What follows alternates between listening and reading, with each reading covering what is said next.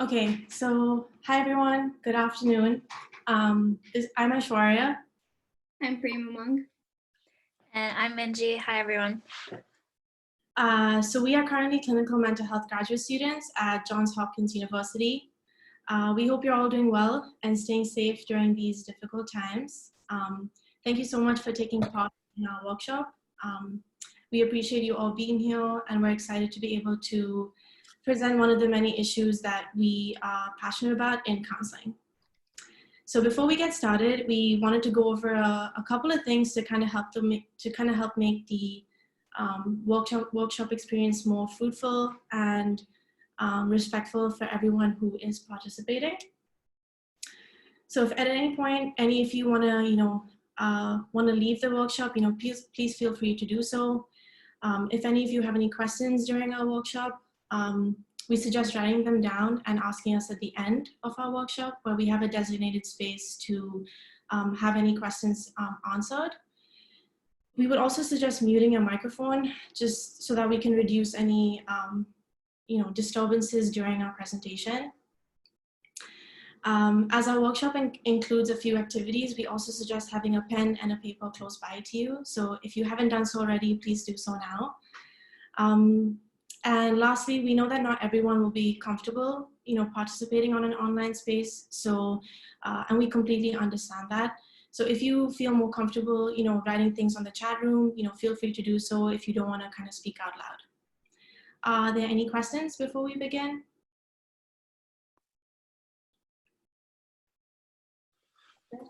Okay, that's okay. If you have any questions, like I said, just save those for the end, and then we can answer those questions once we're done with the workshop. Cool, thanks, James. So today, myself, Prem, Umang, and Minjee will be presenting on the relationship between microaggressions in the counseling setting and client outcomes. So each of us will present the 3 learning objectives of our workshop, which will include understanding microaggressions in the counseling setting, understanding the relationship between microaggressions in the counseling setting and client outcomes, and understanding potential ways to reduce the occurrence of microaggressions in the counseling setting. So to kind of start off the workshop, I want to throw out 2 questions to the group, and feel free to use the chat room to answer the following questions. I think it might just be easier for this round because there's only like 2 questions. So write an M in the chat room if you are aware of what microaggressions are.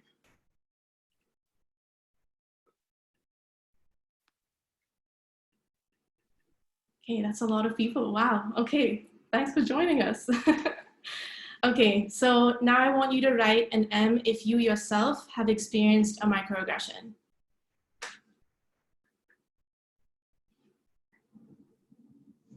Okay, great. Thanks so much. So now we move on to the next slide, where we kind of talk about what microaggressions are and give you a little bit of a background of what they entail and how they manifest in spaces that are related to counseling.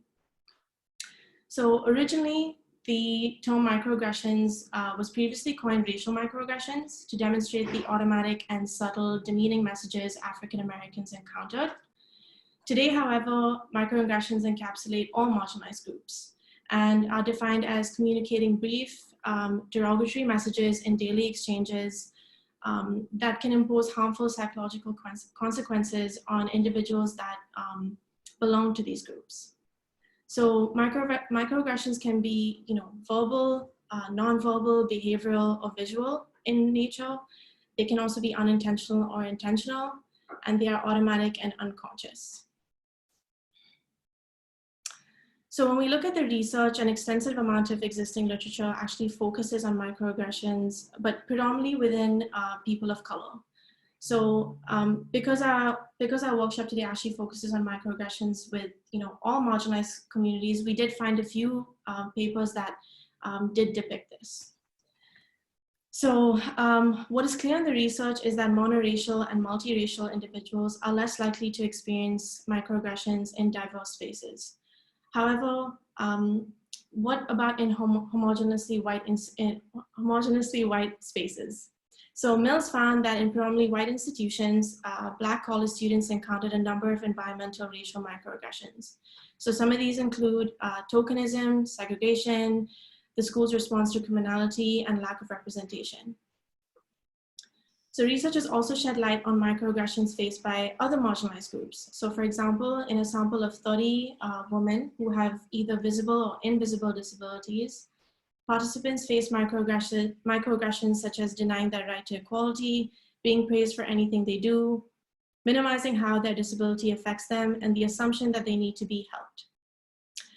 So intersectionality also comes into play, with empirical research demonstrating how in a sample of physically disabled individuals who also belong to the LGBTQ+ community, participant satisfaction with social support within the community decreased as ableist microaggressions increased.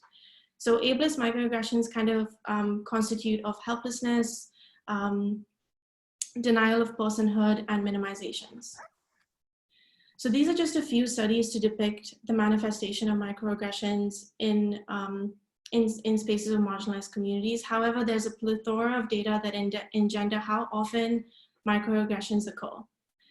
Moreover, numerous studies have depicted the toll microaggressions take on the mental health of marginalized persons, with depression, suicidal rates, perceived stress, and somatic symptoms such as sleep disturbances and headaches just being a few of the common trends.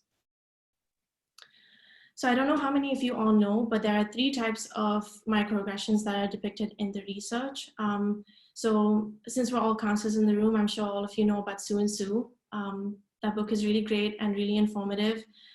They depict 3 different types of microaggressions. The first is microassault. So this typically encapsulates an intentionally undisguised or overtly discriminatory attack demonstrated through nonverbal, verbal, or environmental behaviors. So some examples include using epithets, so the N-word, refusing to get in an Uber because the driver is Muslim or Jewish, deliberately serving able-bodied persons before disabled persons.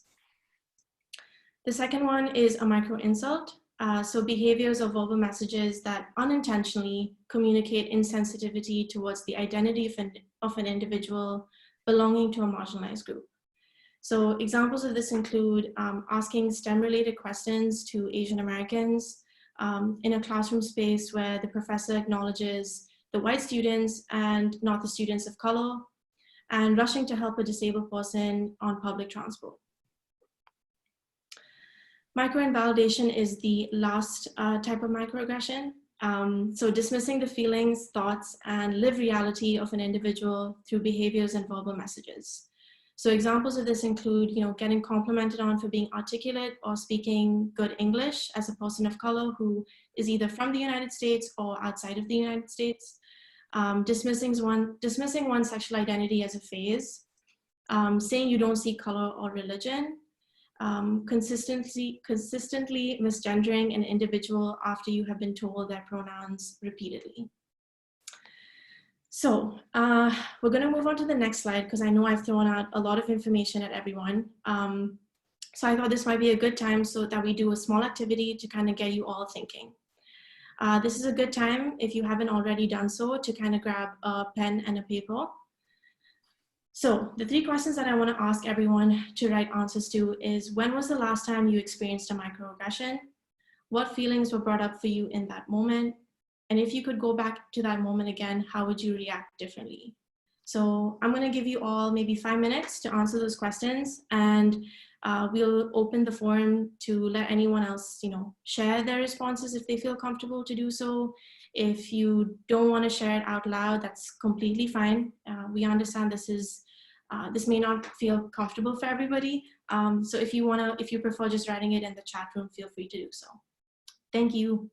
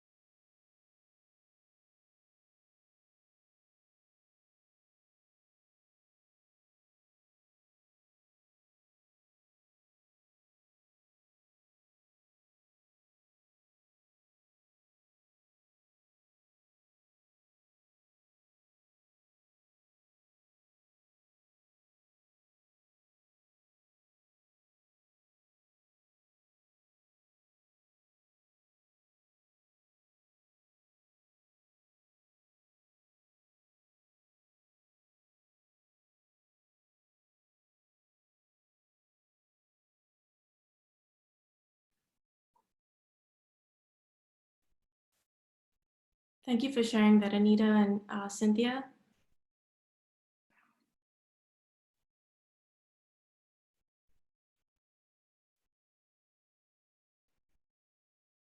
And feel free, if you've already answered the questions, you can write it in the chat or you can speak up.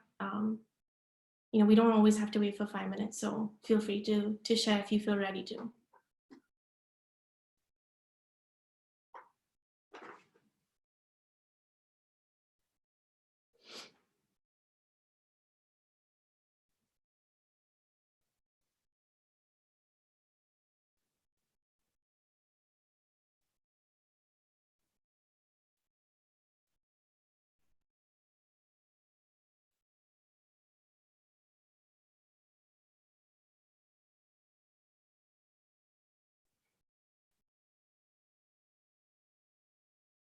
Okay, we're just gonna give it another minute for anyone else to share.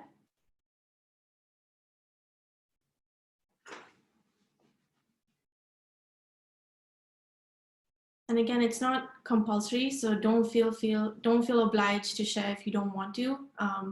We want to make sure this is a safe space for you all to feel comfortable to share, and if you don't, that's completely fine too.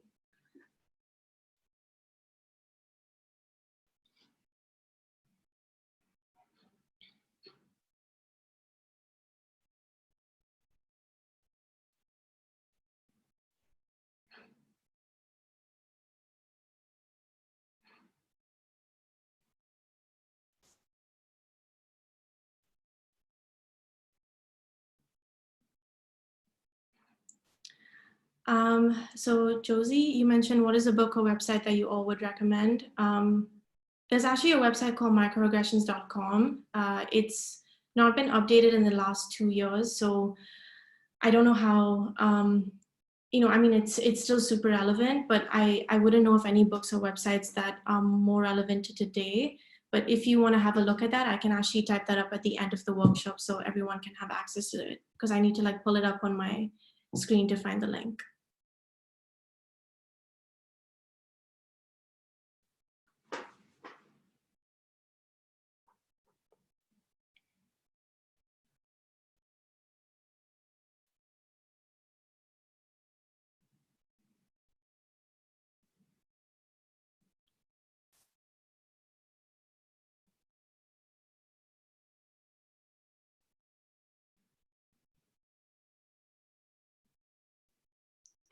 Thanks so much for sharing.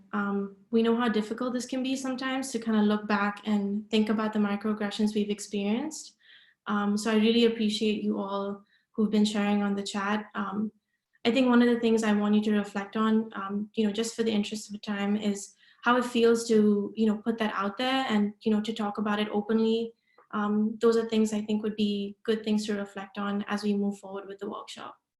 And again, feel free to keep writing on the chat as we move through the workshop as well. Thank you so much. Great, so now we're going to shift our focus to therapeutic settings. A research study conducted by Owen et al. In 2014 found that 53% of racial ethnic minority participants experienced microaggressions in therapy, and 76% from this population reported that a microaggression was never discussed. Once we add microaggressions related to sexual orientations, gender, disabilities, the numbers will be much higher. Which leads me to my questions for you. Please use the chat room to answer these questions. Please put an M in the chat room if you've experienced microaggressions in a therapeutic setting.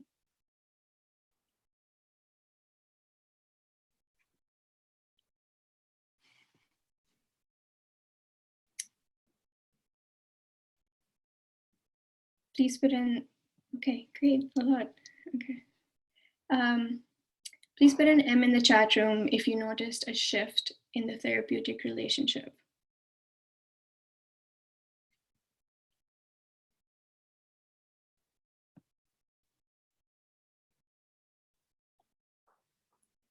And please put an M in the chat room if you addressed that shift in the relationship.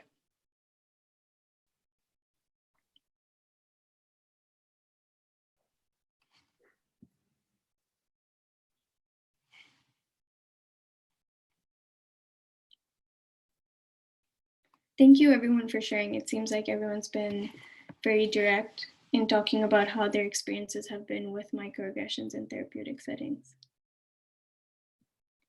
So microaggressions have a number of adverse effects, not only on the client's mental health, but also on the therapeutic relationship that is developed in a counseling setting. As we all know, the therapeutic alliance is paramount in order to make progress in therapy, and microaggressions have the ability to rupture or end that relationship. This rupture is the most reported outcome of experiencing microaggressions in counseling settings. There are various client outcomes, and that depends on whether the microaggression is addressed in session or not. When it goes unnoticed by the counselor and the client, there's a shift in the dynamic. If it's not addressed, then these are the following outcomes of experiencing microaggressions in counseling settings. As mentioned before, there's a rupture in the relationship and the client may not feel comfortable enough and stop sharing their thoughts because they feel misjudged or misunderstood.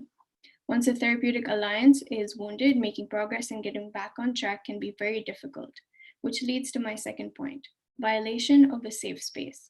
The counseling setting is supposed to be a safe space for all. The security the client receives from the safe space should never waver. However, research has shown that the client often feels violated and often do not return in order to avoid feeling attacked. Cultural mistrust is another client outcome. Cultural mistrust is an adaptive attitudinal stance in which a person of color is suspicious and guarded against European American dominant figures. It is adaptive because if one accepts the contention that the current social paradigm is inherently racist, then a person of color cannot assume that the dominant person has his or her best interests at heart. A study conducted by Arthur Whaley indicated that there's a correlation between cultural mistrust in African American males and their attitudes and behavior with mental health services. However, the effect size for cultural mistrust was not significantly different for the counseling and psychotherapy studies as compared to other studies, suggesting that mental health context was neither more nor less threatening than other societal contexts.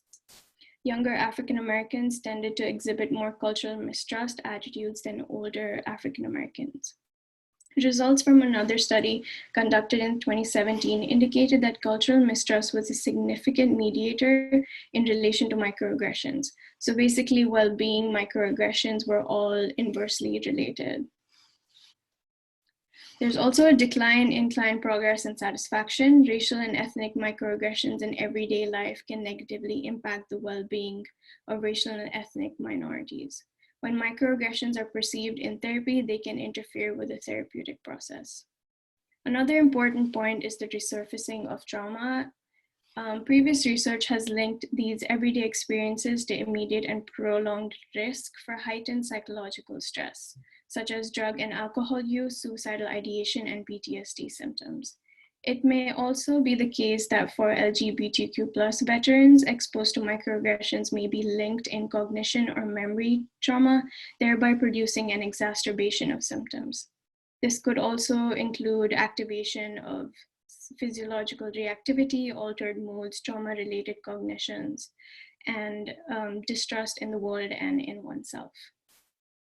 The last one is racial battle fatigue, which can be described as the social psychological stress responses to experiencing racial microaggressions in society that contribute to diminished mental health well-being. Results from studies conducted on African American and Asian American adults indicated that clients feel exhausted in society and in therapeutic settings, which leads to the development of a lax attitude in regard to their treatment. So besides all of these outcomes, there are a few more that you will notice in terms of your client behavior. The first one is basically an increased number of no-shows. If microaggressions are not addressed with the client, we can also observe an increased amount of no-shows and early termination because they don't want to be in a setting where they feel attacked or misjudged. The lack of an insightful conversation will also lead to a deepened mistrust in mental health services, and it will also cause them to not contact any counselors in the future, even if they are suffering. So what do we do now that we know what microaggressions are and how it affects counseling? So as Sue and Sue suggest, there are several ways to work with marginalized populations and avoid the occurrence of microaggressions within the counseling setting. And these are sort of the main points that we pulled in no particular order because we believe that each point is just as important as the next. So the first one we have here is to recognize how power and privilege affect counseling. So this includes understanding the extensive history of oppression and injustice experienced by your client and their community, and how that impacts them current day. So for instance, if your client is Native American, educating yourself on how colonization has started in the US and impacted, as well as continuing to impact them today. Also included in this is understanding your own role, perhaps privilege, in the therapeutic relationship. It is important to note here that every marginalized population is going to have different types of oppression, and it is your responsibility to educate yourself on your client's particular experience. Furthermore, due to intersectionality, many clients are going to experience a mix of privilege and oppression. Again, educating yourself on how intersectionality operates and its impact on the individual is crucial. The second point we have here is understanding your client's worldview. So just because your client belongs to a certain identity does not mean they adhere to every cultural value, tradition, or characteristics of that community. And so it is your job to bring up this topic and broach how much of their culture means to them. This will help you avoid making inaccurate assumptions and engaging in microaggressions. Included in this is questioning stereotypes and ensuring that you are not operating from presumptions.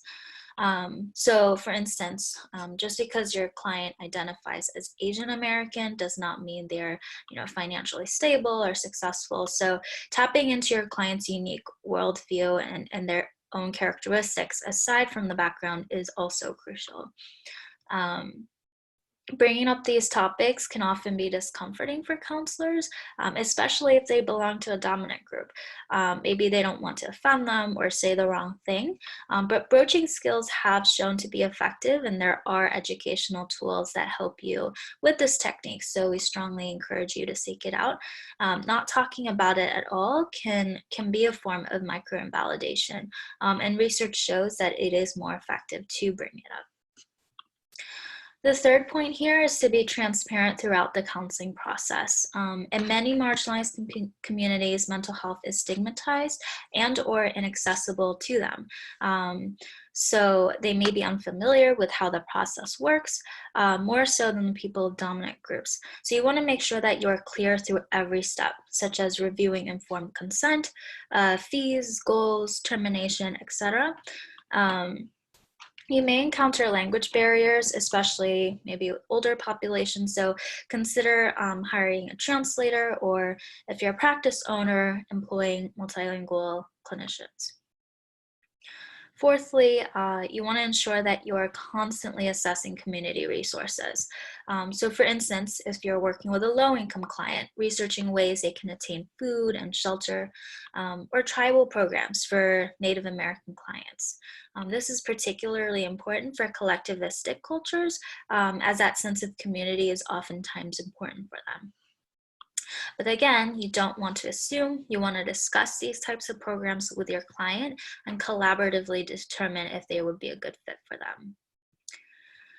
And then we have researching culturally adapted evidence-based interventions. The scientific literature is constantly evolving, as we all know, so you want to stay up to date on current techniques that have shown to be effective for people of your client's background. You want to pay particular attention to the study's limitations and cautiously determine if the results apply to your client. If not, how can you potentially modify the techniques to fit your client's worldview? This process needs to be done through a consultation with other professionals, education, workshops. There are several workshops that focus on multiculturalism. It is your job to look them up and to continue to familiarize yourself on new evidence-based practice. which will help you include elements of your client's culture as appropriate.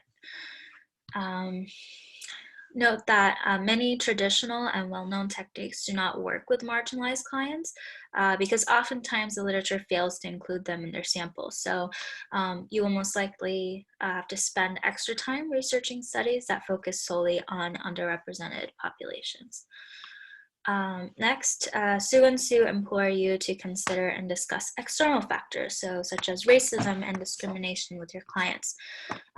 Sometimes counselors will get frustrated with their clients' inaction, often dismissing or overlooking racism as a factor for that inaction.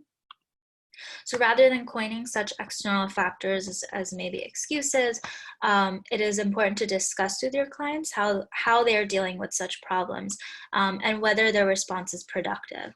It is not up to you to decide this on your own.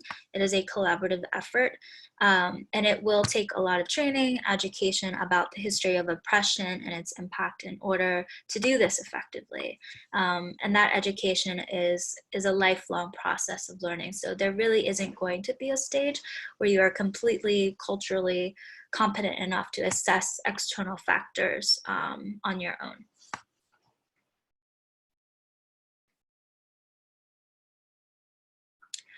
So our final slide is dedicated towards what you can do regardless of who your client is. So it is important for you to consider your own worldview. So as clinicians, self-awareness is crucial, as we all know. And as clinicians working with diverse populations, it is even more so. So by understanding our own values, how we operate, our beliefs, traditions, behaviors, thoughts, we can question potential biases that we have towards particular groups. These biases are inevitable. No one is free from them. So it is important that you explore them authentically and regularly and do the work that is required to confront and to challenge them. Included in this is understanding your own privilege and power, as mentioned earlier. So educate yourself on the history of your own community, how they may have been oppressed or how they may have oppressed others, potentially even your client. So part of this is understanding that you are inevitably part of this society that operates on these dynamics, and understand where you are in relation to your client. So is it one of power, marginalization, perhaps a mix of both? It is not productive for dominant groups to become defensive or guilty. Sue and Sue suggests that it is more effective to take responsibility through education, compassion, and listening, no matter how painful it may be. Secondly, counselors must advocate. So just to name a few, for underserved populations to be represented in the scientific literature, equitable access to mental health treatment and other resources, multicultural training for counselors, diverse representation in all levels of education. And there are many ways you can advocate. So writing to legislators, scheduling meetings with schools, hiring diverse populations, volunteering time at nonprofits, and much more. What's important is that you take an active role in facilitating change at the organizational and societal levels. Last but not least, self-care is crucial through the entirety of this process. As we all probably know, research shows that self-care is important, not only for ourselves, but also for our clients as well. It decreases the likelihood of burnout, increases outcome satisfaction, and let's not forget that we are all humans and deserving of care and compassion. So we know that all the information provided today is a lot and it can be overwhelming. So it is essential that we make time for ourselves and to engage in activities that we enjoy and make us happy.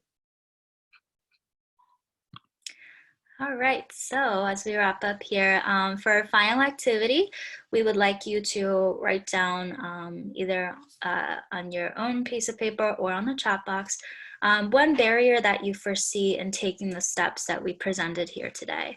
And then along with that, we want you to come up with 3 ways that you can overcome that barrier. And we'll give you a couple minutes to do so.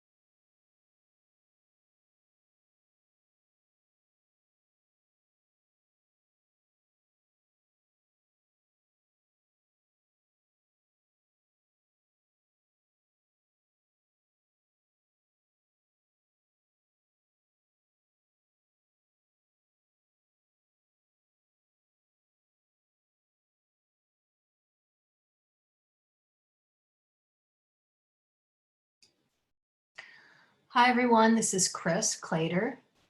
And my question is, and the reason why I'm asking this in person is that I'm not quite sure how to overcome this barrier. And it is the assumption that race or gender or sexual orientation are the cause of all presenting issues. And then the juxtaposition of avoidance and minimizing of race and sexual orientation and gender.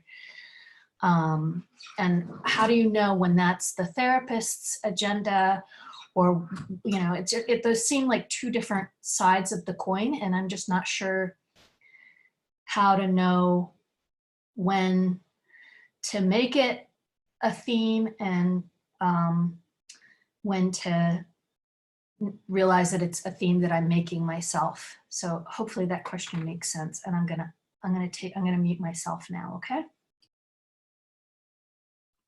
Yeah, I think that's a great question. And unfortunately, there's no clear-cut answer, right?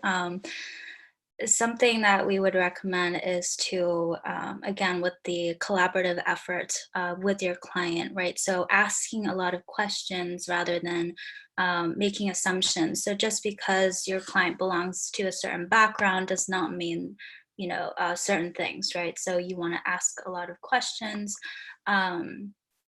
And you want to really work with your client to determine where the source of the presenting concern is coming from.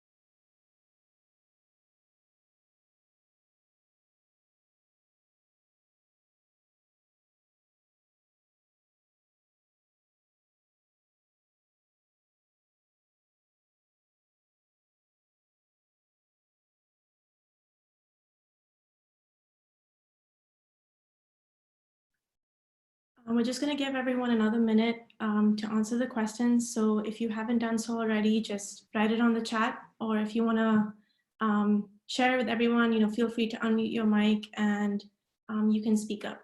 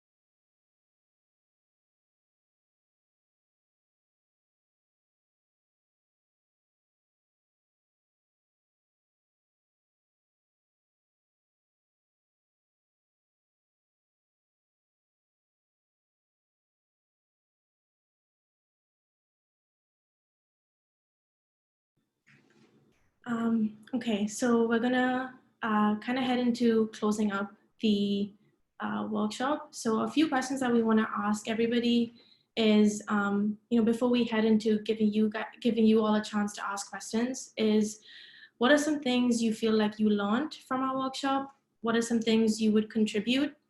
And how do you think you will apply the information we presented into your therapeutic relationships? So what I'm going to do is I will copy paste the questions into the chat room so everyone can see that. Give me a second.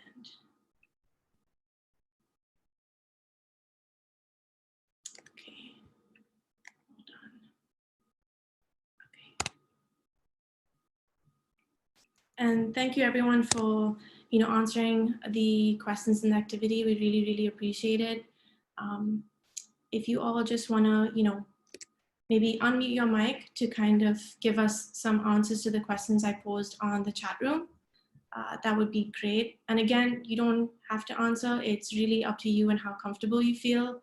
There's no pressure. So I just want to make that clear.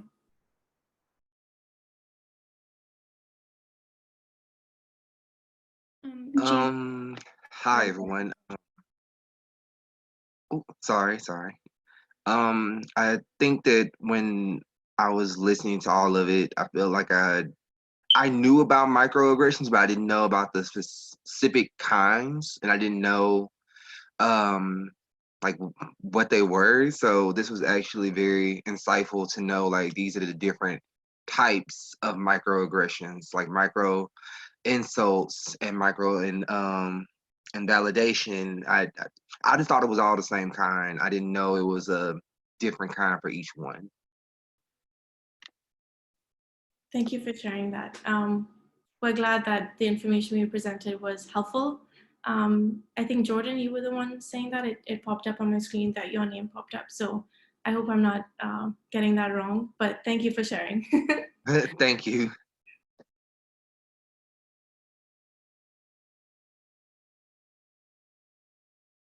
Hi, I've taken a class before which really enlightened me to being a white woman of privilege. That it was very I've never really considered myself that before, and it really made me look at even growing up poor, growing up in the city, I was still white, and so it really made me take a honest look at myself. And so having you guys present on this, I mean, it's been a couple of years since I took that class, But having you guys present on this was like a reminder, and that I really need to keep this in the forefront of my brain and be aware of it every day instead of waiting for a class or a training. So thank you so much. And I did find everything very interesting, and I learned additional things from that class, the different microaggressions, and how it can be perceived differently. So thank you. Thanks, Dorothy. We really, really appreciate it. And I think one thing is also important to remember is that when we present the information, you know, the things that we present, it doesn't necessarily mean that everyone has to get it in one go. We believe like things like this take time, and we appreciate that, you know, you were able to attend and learn something from our workshop. And we really hope that, you know, you continue learning. And I don't think this is like the, I wouldn't say this is like a final destination. It's kind of like just the start of the journey. So we really hope that you take what we learn into your practice, into your personal life, and any other aspects of your life that you feel like this would pertain to. So thanks so much for sharing that. And thanks for participating.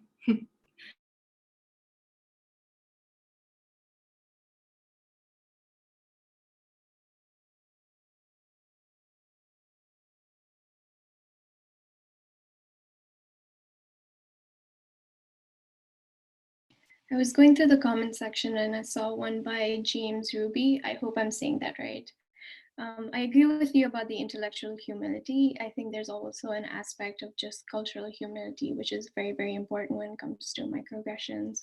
I've noticed with my clients when I talk to them and ask them questions about their culture and say that, and be honest with them and say that I don't know much, it goes a very, very long way, and they're very appreciative of that.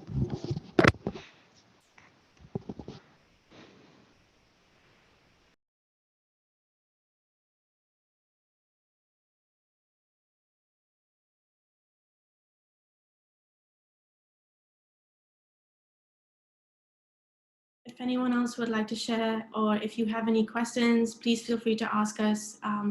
We still have about maybe 5 more minutes. So there's still time if anyone else wants to share. Well, I wanted to say one more thing. I supervise, I'm a doctoral student at the U of R, and I supervise master's level students who are sometimes, they come from China, they come from all over the world, and they're put into these internships and dealing with, I guess mid-level city folk, who are from all sorts of cultures. And I think that they experience at times these microaggressions because they don't speak the language as well as other people, because they're coming from China. And I'm like, well, except for that's awesome. They know 2 languages. That's more than I know, and, and they're trying. And so I guess one of the things that I would look forward to is learning more about how I can help them to feel more comfortable and overcoming these microaggressions. How can I supervise them to be able to persevere through that for themselves? Because then it seems like there's cultural differences where maybe they don't feel as assertive, or that they can be as assertive in helping their client. I think that's a really good point that you bring up. So as much as the stuff that we presented today does pertain to those within the US as well as outside of the US, I think a lot of the topics that we focus on in counseling don't necessarily take into account an international perspective. So I'm an international student, and a lot of what we study in counseling and just generally in terms of microaggressions does look a little bit different when we take into account an international context. Mm-hmm. And I mean, I think that's something we can definitely have a separate workshop on, because there's so much we could talk about. But a lot of what we did discuss is still applicable to those who are from an international, who come from an international context. And I think, you mentioned a language barrier. I think that's definitely something that a lot of research hasn't looked into. So, to kind of answer your question, I feel like I'm kind of beating around the bush. I don't really know what a straight answer to give you is that I would still use what we talked about in our workshop to apply to other people as well who don't live in the United States. But I would also do so cautiously because, again, there is limited research on those coming from, or those from an international context or who live outside of the US. And like I said before, I think a separate workshop would be needed, which hopefully maybe we can conduct in the future. And if you would like to attend, you should. That would be cool. Yeah. One thing that I tend to do is I ask them about their culture and about what going, because many of them will go back and bring counseling back to China. And so how are they going to acclimate their counseling experience back in China, where maybe the cultural differences are different and expectations are different? Yeah, definitely. And I think that's something that our field hasn't fully encompassed as yet. I think that's still a work in progress because we don't see a lot of counseling techniques that can be applied to an international context. And definitely, the way microaggressions look like in the US it could be very different in China. So I mean, I would still suggest, and I think, Minjee, did you want to say something? I think you wanted to. I just wanted to point out that there is actually a cross-ethnic supervision, there's a workshop on cross-ethnic supervision relationships at 1 o'clock today. I don't know if it's going to be the same link, but there is a workshop today on that particular topic.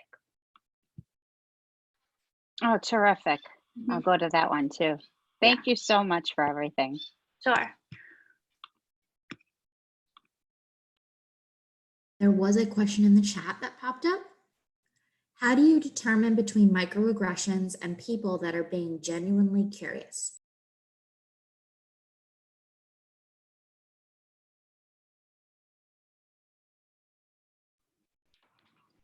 Could you repeat that question, please? How do you determine between microaggressions and people that are being genuinely curious?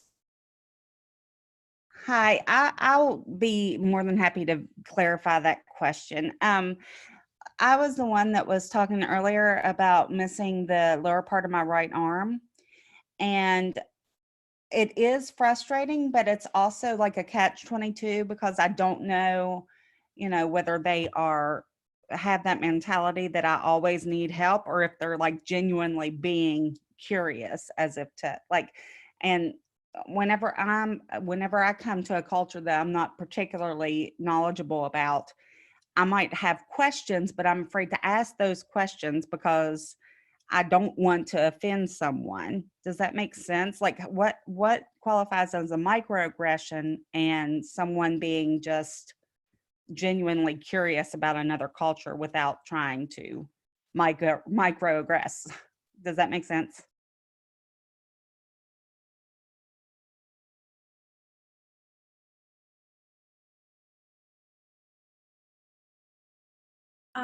So I don't know if Minjee wanted to take that, but I would say that I think based on what we presented today, it can be quite easy to differentiate when someone is genuinely just curious and being willing to learn based on, and then when someone is doing it in a way that's harmful and can be rude or insensitive.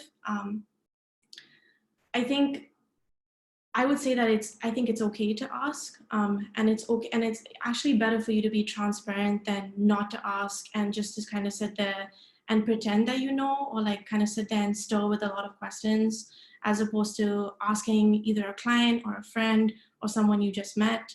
I would also say the way you phrase the question. So I know we gave some examples of the different types of microaggressions, and those can be blatantly someone can be very offended by, because those are just blatant and they're not coming across in a way that someone is willing to learn and understand.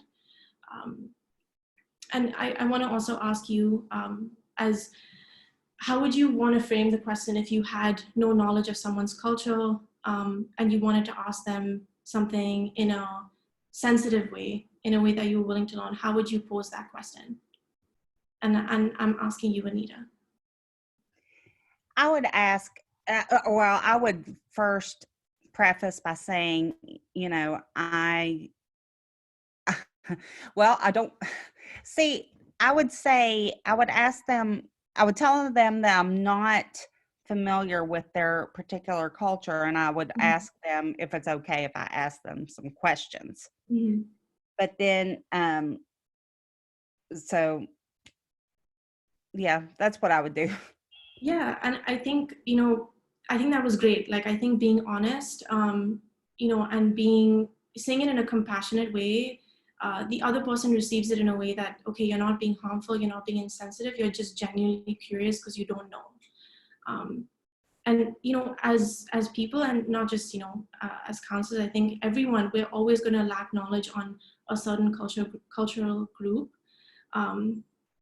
And I think the way we say things and the way we phrase them is super important in learning about what affects someone and what doesn't. So I think phrasing it in a way of just being completely honest and saying, you know, like, hey, like, I have no knowledge about, you know, this particular culture group. I'm wondering if I could ask you something about it that I've been, you know, curious about, is like a good way to phrase it. And I would also say, depending on the relationship you share with the person, that's also super important.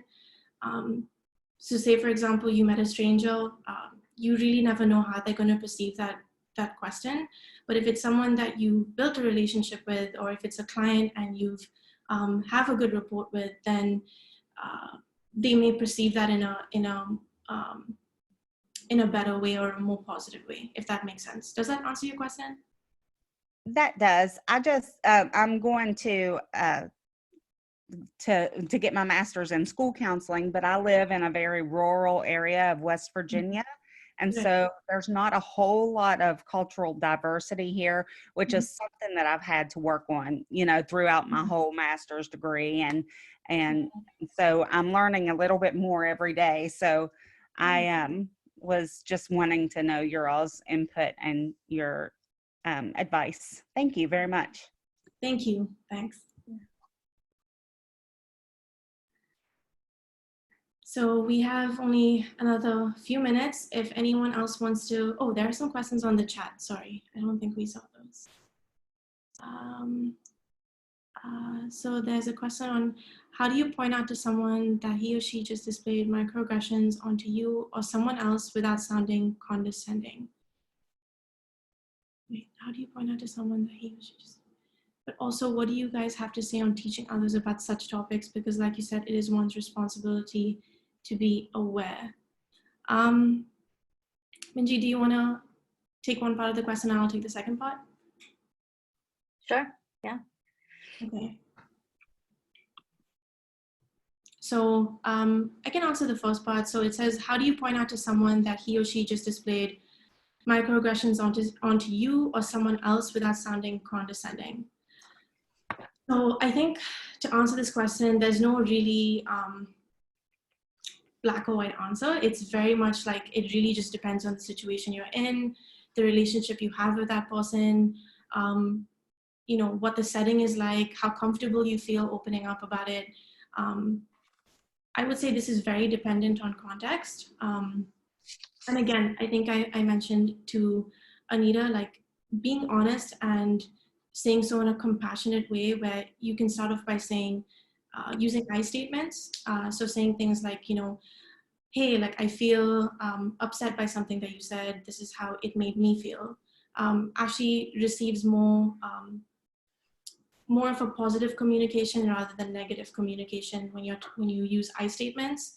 And when you also say things where you're saying it in a tone that's not rude or insensitive, but you're kind of having a very like compassionate tone, if that makes sense. I would say that that would be the best way to point out to someone if they are displaying a microaggression. And again, like I said, it's very context dependent. I don't think it's that easy sometimes to be able to point these things out, especially when we're in settings where we feel like we're not safe to point these things out. I would also say that's something that a lot of people have difficulty doing. You know, if you feel like your life is in danger or you don't feel comfortable saying it because of how you think someone would respond, you know, sometimes it's better to put your safety first than being able to vocalize that. So that's why I say when I say context dependent. But yeah, I think in any other situation where you feel safe and you feel like, you know what, I'm comfortable to speak up, I would always start off with I statements and using a compassionate tone to kind of engender more positive communication, and for the person to receive that in a way where they're like, oh, sorry, like I didn't realize, you know, I won't say that again. I hope that answers your question. Yeah, and to answer the second part of the question, so what do you guys have to say on teaching others about such topics? I think it's first and foremost, it's important to develop a positive relationship with that person, whether you're an instructor or a supervisor for another clinician. Having that relationship is going to be crucial. And then also just educating yourself and others on maybe the scientific literature that's out there on multiculturalism and diversity in counseling, maybe inviting them to workshops that focus on specific techniques. And speaking of, you know, scientific literature, Dr. Dave Vines from our institution, actually Johns Hopkins, does a lot of research on broaching and effective ways to broach with clients of different backgrounds. And so I would really implore you to go look at some of those research. I'll actually write that in the chat here.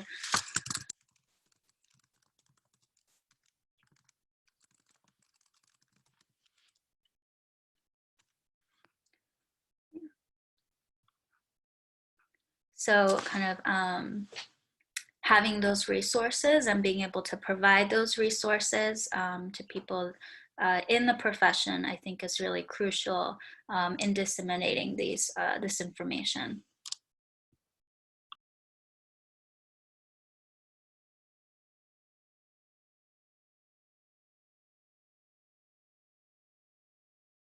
And I also see here that a lot of people mention Sue. We get a lot of our information from Sue as well. And so one book that we would recommend is called Counseling the Culturally Diverse, and it's by Sue and Sue in 2016. Those are very good resources. So I think we're actually at the end of our workshop. So if anyone has any other questions,